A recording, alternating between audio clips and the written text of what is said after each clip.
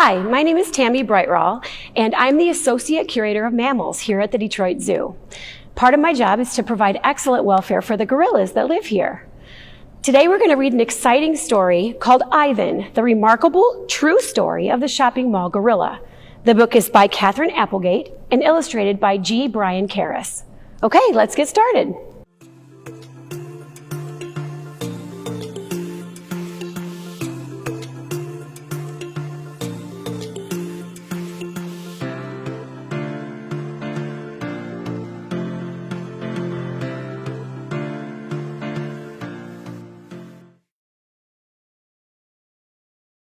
In leafy calm, in gentle arms, a gorilla's life began.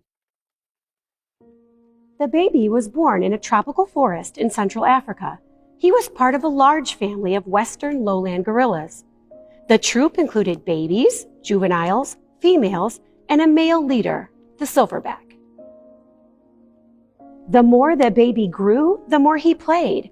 The more he played, the more he learned. He rode on his mother's back. He listened to the hoots and grunts and chest beats of his father.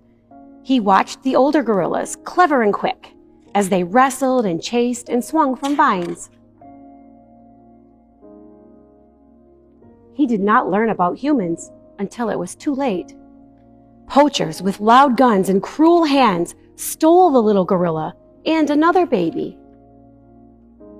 After thousands of miles and endless days in a black, damp crate, at last came light and fresh air. The jungle, green with life, was gone. The gorillas had traveled halfway around the world to Tacoma, Washington. A man who owned a shopping mall had ordered and paid for them, like a couple of pizzas, like a pair of shoes. People cooed and laughed and held the babies.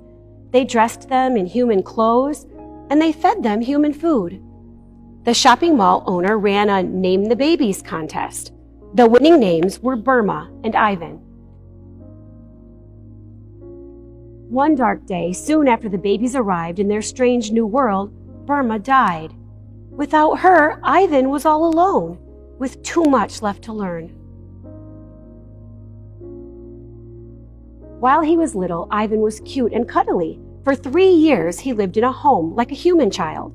He slept in a bed, he went to baseball games, he held babies and rode on a motorcycle. He had to learn many things. Gorillas in the wild don't ever need to know. The one thing Ivan didn't need to learn was how to eat.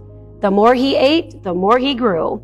The more he grew, the less he could live a human life in a human home.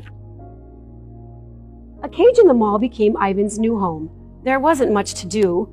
Sometimes Ivan watched TV, sometimes he played with an old tire, sometimes he finger painted, signing the papers with his thumbprint.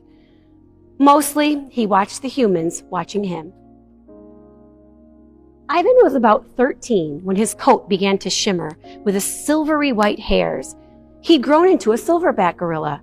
In the jungle, he would have been ready to protect his family, but he had no family to protect.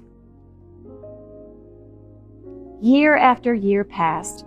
People began to grow angry about Ivan's lonely life. Children and adults wrote letters and signed petitions and held protests.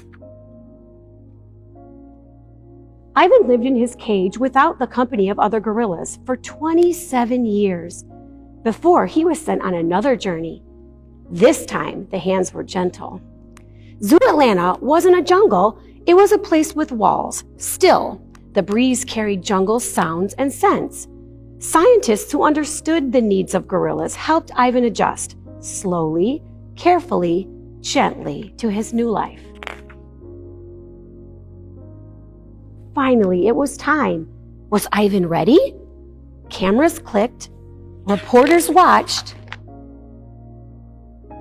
When Ivan stepped onto the cool green grass, the sunlight gleaming on his silver hair, people cheered and laughed and wept with joy. Ivan, the shopping mall gorilla, was in a place with trees and grass and other gorillas at last.